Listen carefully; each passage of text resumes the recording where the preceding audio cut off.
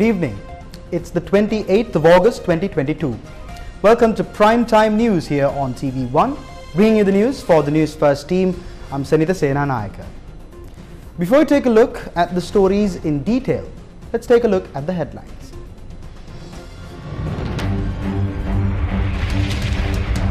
Askiri chapter confers honorary title on General Shavendra Silva.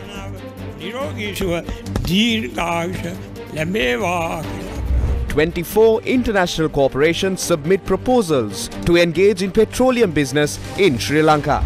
Additional stocks of fuel released to the market. Do not be duped by false statements as sufficient stocks are in place. Ceylon Petroleum Corporation assures through a statement. Police seeks public assistance to identify 72 protesters involved in the Aragalaya protest held in Geneva to oppose suppression. Police assign armed teams to eradicate the underworld. 86% of families in Sri Lanka unable to afford 3 meals a day. Health Services Trade Union Alliance makes grim revelation on a possible malnutrition crisis. Taking a look at your top story this evening, Chief of Defence Staff General Shavendra Silva was bestowed the honorary title Mahamanya Pratapadikeshwara, recognizing his contributions towards the nation and Buddha Sasana. Speaking at the ceremony in Kandy, the Chief of Defence Staff assured to commit his efforts towards ensuring the betterment of all Sri Lankans.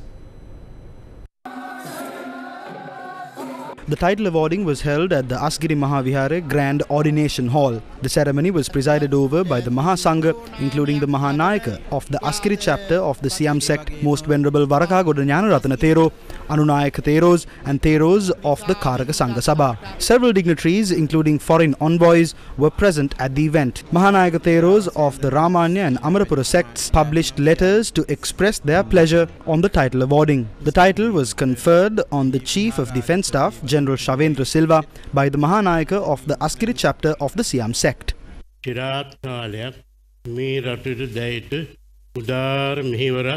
සිද්ධ කිරීමට ඔබතුමාට ශක්තිය ධෛර්යය ලැබේවා කියලා ආශිංසනය කරමින් මේ සන්නස්පත්‍රය ප්‍රදාන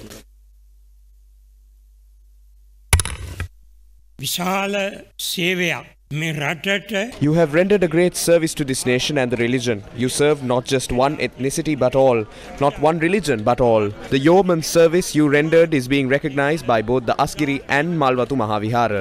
එසේම අගය කරනවා.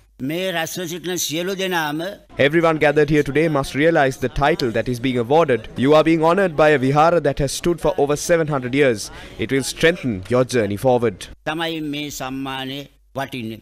මාතෘ භූමියේ හා රටේ ජනතාව Military officials, including myself, were subject to severe scrutiny by certain factions with hidden agendas during our efforts to eradicate terrorism and safeguard our motherland. My officers and I were scrutinized by organized groups, even during our fight against the pandemic. While a majority of the populace trusts our actions, a small group of critics who view all actions in a negative scope might even attempt to criticize the honorary title conferred on me today. However, as an individual who has experience facing such challenges, I intend to draw motivation through such criticism in my unwavering endeavor to serve the nation, the Buddha Sasana and the people in future.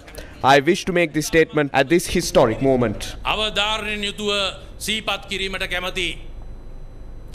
Yesterday, the UNICEF Regional Director for South Asia revealed Sri Lanka ranks 6th in the world in terms of child malnutrition. The UNICEF also revealed that 1 out of every 3 children in the country are in need of emergency medical attention. Today, more grim revelations came to light on the severity of this issue, highlighted by multiple medical organizations. How dire is this situation? How severely will our children be affected by this? Sri Lanka's worst economic slump has struck a deadly blow to the daily lives of its citizenry. The woes of the masses are further compounded by the cost of living skyrocketing each day. This dire situation has resulted in the daily food intake of Sri Lankans dropping to concerning levels. Although 3 staple meals a day is the norm, many families in Sri Lanka have been compelled to survive on 2 meals a day, while the most impoverished segments of society have little to no means of feeding their hunger. The pinnacle of this crisis came to light when it was revealed that Sri Lanka now ranks 6th in the world for child malnutrition. UNICEF attributes the unaffordability of staple foods as the main cause for this crisis. UNICEF Regional Director for South Asia, George Larrier Ajay, revealed that 1 out of every 3 children in the country are in need of emergency medical attention. He further pointed out that the current economic crisis in Sri Lanka is pushing more and more families to place their children in institutional care, mainly as a result of poverty, as they are no longer able to care for them. How seriously are our children threatened? This is the situation in the southern province. Newsfirst visited Saranigama in Hambantota today. Danushka, a resident of Saranigama, was only able to feed his child a coconut roti for lunch today. However, his child did not plead for more food because even he understands their plight. His wife is an expectant mother, but her meal too was a roti. Danushka, an employee in the fishing industry, cannot afford to feed his family daily, let alone provide them with a nutritious meal. I have no way of feeding my child. We prepared a roti for lunch. Our child cannot survive on roti. Children in Veeramahanagar in Thopur, Trincomalee are also facing a similar situation to their southern brothers and sisters. 3 meals a day is a rarity in their life. How severe is the situation in the eastern province? People in Alutgama Hatton in the central province toil hard to provide a simple meal for their children. At times they pawn their belongings just so they can afford one meal. But even then, the meals prepared do not provide sufficient nutrition to their growing children. ඉසරනම් කිසි කරදරයක් නැතුව ආල් kilo ඉසර 15ක් ගේනවා අපිට මාසෙකට ඇති මේ 10000කට බඩු ගත්තා නම් සර් දැන් අවිල 5000කට තමයි ගන්න විදියක් තින්නේ ඒත් බඩු 4යි. Jack seeds are the main meal of children residing in Ekilaswatta, Lavantwatta, Aranayaka and Doduliyavatta in Yatiyantota. On most days, they are forced to go to school on an empty stomach. What is the opinion of medical professionals? It is reported that 86% of families in Sri Lanka do not consume 3 meals a day.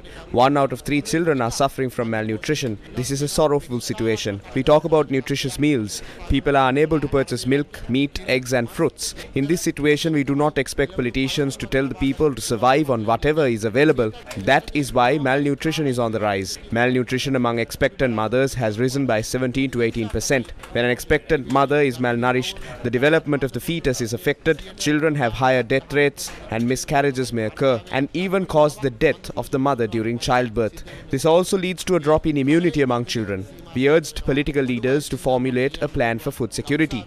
There is still no program in place to provide Triposha. There is a risk of our children facing the same situation those in Sudan, South Sudan, Haiti and Somalia faced. We wish to remind the government that parliament jokes will not solve the real issues of the people. Parliament jokes වලින් රටේ ඇත්ත ප්‍රශ්න විසඳෙන්නේ නැති බව අපි පාලන අධිකාරියට කියන්න කැමතියි.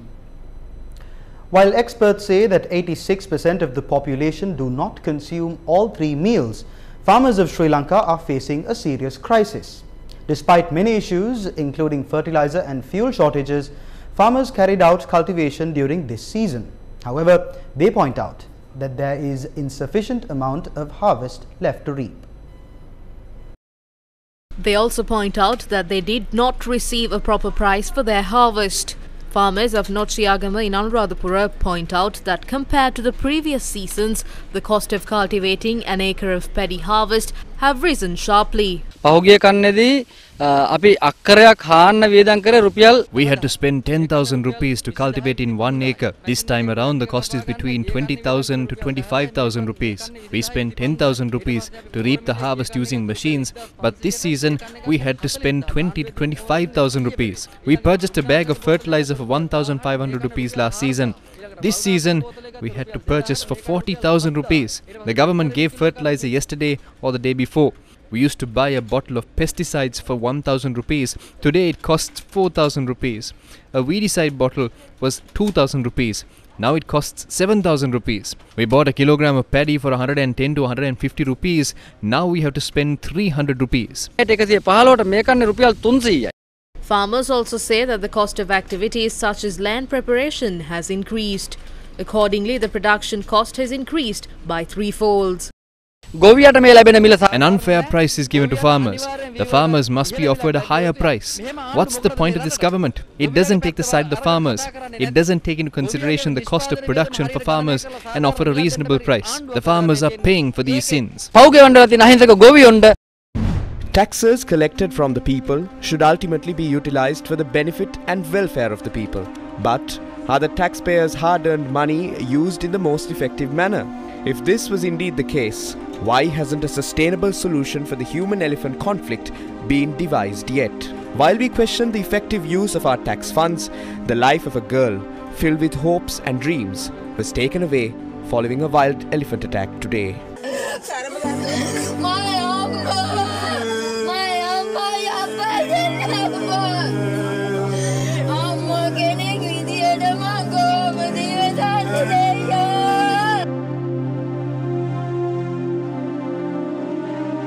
"17-year-old Anuttara Indunil was the youngest in her family.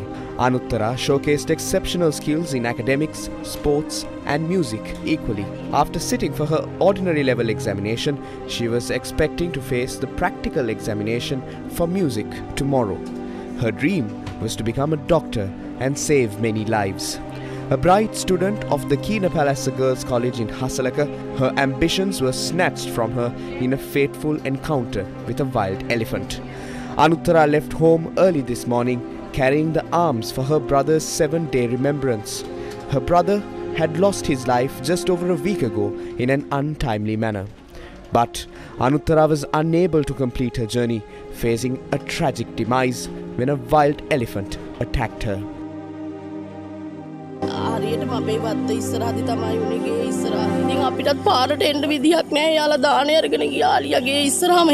Anuttara succumbed to her fatal injuries, although she was rushed to hospital, leaving Anuttara's mother to bear the grief of losing not one but both of her children.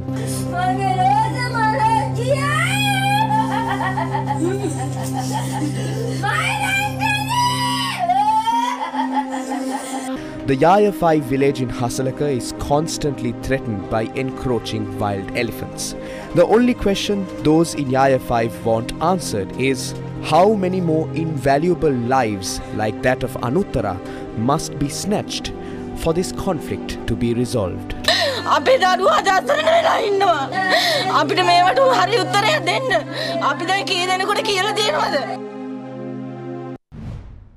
Over the years, authorities have blamed a lack of funds as a reason for being unable to resolve the human-elephant conflict. In this backdrop, opposition leader Sajid Premadasa made the following revelation regarding a deal in which Sri Lanka will spend a price exceeding the market value for 4.5 million metric tons of coal. We heard they're going to spend $1.5 billion or 524 billion rupees on 4.5 metric tons of coal, while people don't have food to eat, going beyond the market price. 524 billion rupees is going to be spent on coal. How can the limited dollar reserves of the country be used to purchase coal at a price above the market value? Some factions will say that the coal will be used to generate power at the Norochale power plant. It is true that coal is needed, but why can't it be purchased at the market price, the fair price? Why is a price higher than the market value being spent? Who is obtaining this commission? Was there a tender procedure? Is this an unsolicited proposal? While the people are standing in queues to purchase fuel, rice and milk powder, is the government trying to earn something from coal? Are they inviting us to the government to share this with us? I request the government to provide information or release a statement regarding this coal deal during tomorrow's parliamentary sitting.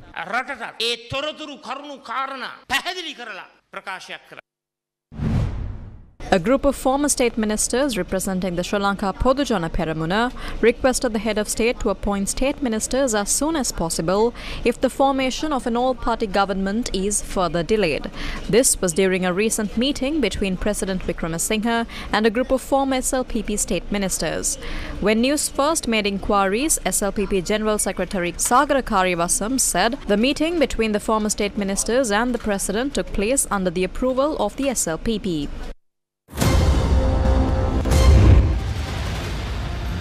Monsoon brings misery to millions in Pakistan.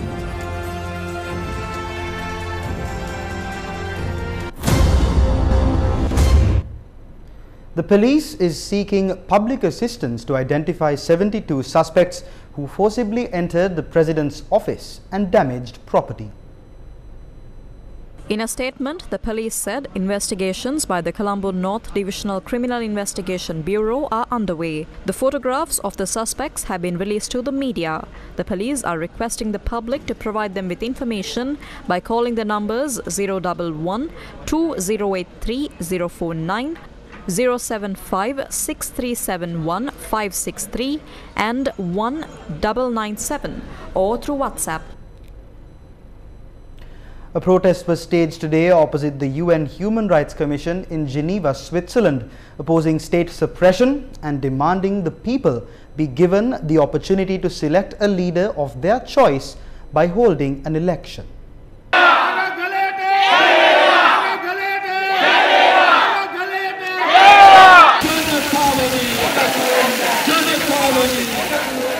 The protesters who staged the demonstration opposite the UNHRC building said the government is without the people's mandate and should resign immediately.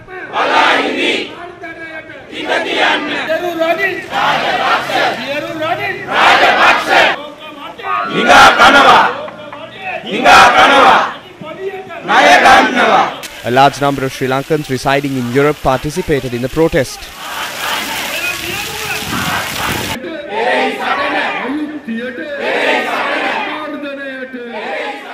Whether it be the IUSF that led this struggle or trade unions, it is just a dream if Ranil Rajapaksa, who has no mandate of the people, attempts to suppress and destroy the youth and activists who are leading this struggle. That dream will never be fulfilled. We will stop only after crushing that dream. Today, we stand opposite the UN keeping this in mind. Ranil Rajapaksa, please remember, you are sitting in that chair without the blessings of the people and against the wishes of the people. If you are thinking of killing, beating and imprisoning the true owners of this country as you please, that is just a dream.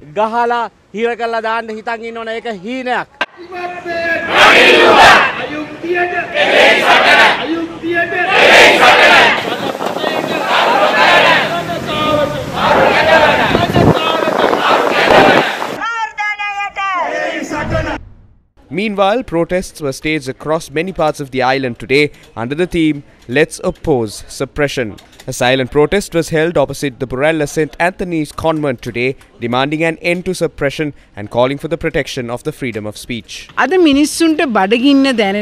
People feel the hunger. Today the people's problems are accumulating. But if these same people are not given the right to speak, what is the value of human life? They have no right to suppress people simply by sitting in the president's or prime minister's chair. They have no right whatsoever to suppress the people.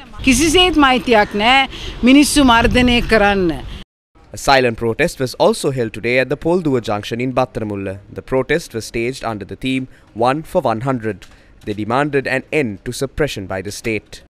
Residents of Moratuwa also protested silently today. They called for an end to suppression while demanding quick solutions for the people's woes. The Samagi Lawyers Front expressed the following views regarding the use of the Prevention of Terrorism Act for suppression. LTTE ත්‍රස්තවාදීන්ගේ ත්‍රස්ත ක්‍රියාකාරකම් මැඩලන්න. The government must be ashamed of using an act that was used to counter the acts of terrorism of the LTTE to suppress members of the struggle. We will not let this government use legal tools to violate basic human rights. President Ranil Wickremesinghe must not use the iron weapon that was used against Wasantha Mudalige, Venerable Siridhamma Thera and Hashan to interfere with the people's right to free speech. පාරානිල් Wickremesinghe ජනාධිපතිතුමා ප්‍රමුඛ ආණ්ඩුවත් අපේ රටේ සාමාන්‍යයෙන් There are more than enough clauses in the Code of Criminal Procedure to maintain peace and order in the country. The PTA is being used to get revenge on young activists and to please SLPP MPs. We hope to go to Geneva, Switzerland and inform the Human Rights Commission and the international community. We will take all required measures to stop these vengeful acts carried out against activists. සෑම කටයුත්තක්ම අපි කරනවා. News First with the people. Biz Fast. The Department of Export Agriculture has implemented a program to improve the productivity of export croplands. The aim is to increase export income by increasing the yield of crops. The Department of Agriculture said under this program, relief and technical assistance will be provided to farmers cultivating cinnamon, pepper, cocoa, cardamom, cloves and nutmeg in order to improve productivity. The Ceylon Petroleum Corporation confirmed today that it possesses sufficient stocks of diesel, petrol and kerosene. In a statement, the Ceylon Petroleum Corporation said the Sapugaskanda oil refinery resumed operations and steps have been taken to ensure a continuous supply of petroleum products. Accordingly, petroleum products including diesel, petrol and kerosene will be produced at the Sapugaskanda oil refinery, while imported fuel is stored at the Kolannava and Mudrajavala storage terminals. In conclusion, the CPC in its statement requested the general public to not be duped by false news on a possible shortage of fuel. Meanwhile, queues of people intending to pump fuel were seen opposite filling stations in many parts of the country today. Only 2 filling stations in Orugudavatta, Maligavatta and Dematagada areas issued petrol today. According to our correspondent, many fuel stations did not operate due to the unavailability of fuel. Petrol තියනවා කියනවා ඉතින් ගහනවා මිනිස්සු මොනවාද කරනවා කියලා දන්නේ නැහැ හැමදාම පොලිමේ ටිකේ තමයි මොනවා කරන්නද මේ ඉන්න පොලිම කට්ට ගන්න ආවේ. The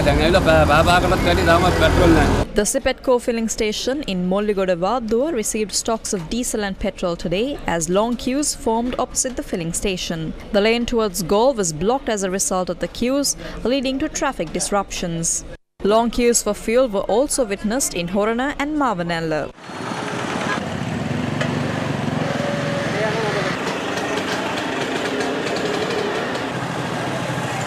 The protest, launched by fishing communities in Chilau demanding a subsidized price for kerosene, continued for the 13th day today. Our correspondent said fisherfolk from several areas of the island joined to support the protest, even today. The fishing community is very helpless. Don't burden them this way. Provide some sort of relief. We cannot bear the brunt of price hikes. We don't have any fish to eat. We have nothing to feed our children. If we have breakfast, we can't afford to have lunch. People in our village suffer. Please provide us some kerosene at a reasonable price. Minister of Power and Energy Kanchana Wijesekara says 24 international companies have submitted proposals to engage in the petroleum industry in Sri Lanka. These are companies from the United Arab Emirates, Saudi Arabia, the United States of America, China, India, Russia, the United Kingdom, Malaysia, Norway and the Philippines. The ministry had published an advertisement on the 25th of July calling for proposals from renowned companies in petroleum producing countries for the import, distribution and sale of petroleum products to Sri Lanka on a long-term basis. The relevant international companies had submitted their proposals accordingly. Minister Wijesekara says that the committee appointed by the Ministry of Power and Energy will evaluate the proposals and complete the process in 6 weeks. The ministry announced that the relevant company should not depend on the forex market of Sri Lanka. It also stated that the relevant companies should carry out their business activities with Sipetco filling stations.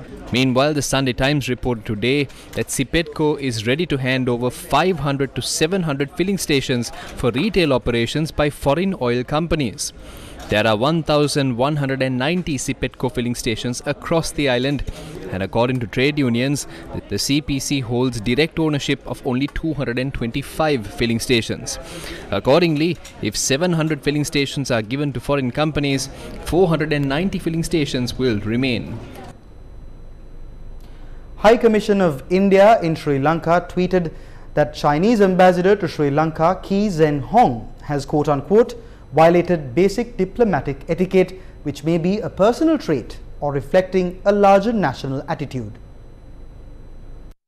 The Indian High Commission stated that the Chinese ambassador's view of Sri Lanka's northern neighbour may be coloured by how his own country behaves. The High Commission assures that India is quote-unquote very different. The High Commission tweeted, and I quote, "He's imputing a geopolitical context to the visit of a purported scientific research vessel is a giveaway," unquote. Pointing out that the opaqueness and debt-driven agendas are now a major challenge, especially for smaller nations, the High Commission stated that the recent developments are a caution.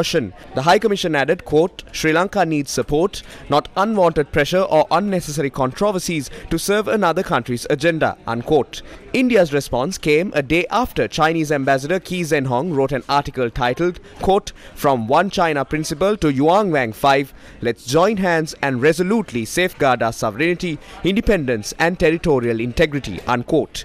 In it, he referred to countries far or near bullying Sri Lanka. The ambassador also said that Sri Lanka overcame quote-unquote aggression from its northern neighbour 17 times. Ambassador Qi Zhenhong also referred quote-unquote to successful docking of Chinese satellite tracking vessel Yuan Wang 5 in the Hambantota port and argued for China and Sri Lanka jointly safeguarding each other's sovereignty, independence and territorial integrity. Speaker Mahinda Abebewardena unveiled a portrait of Sir D.B. Jayatilaka, Sri Lanka's first representative to India, at the High Commission of Sri Lanka in New Delhi. The portrait was unveiled on Saturday to mark the 80th anniversary of Sri Lanka sending Sir D.B. Jayatilaka as its first representative to India in 1942. Unveiling the portrait at the Chancery building comes as one of a series of activities organised by the High Commission of Sri Lanka in New Delhi this year to mark the important anniversary. The Divisavya program, seeking to support the most impoverished communities in Sri Lanka, operated centering the Kurunegala district today. This meritorious deed is being supported by LOLC Holdings. Today is day 23 of the third phase of the Divisavya program. Packs containing essential dry rations were doled out to families residing in Polpitigama, Ahatueva and Kobegane divisional secretariats in the Kurunegala district during today's proceedings. Divisavya aims to seek out communities across the island that are in dire need of assistance and provide them with essential dry rations in a bid to lessen their woes.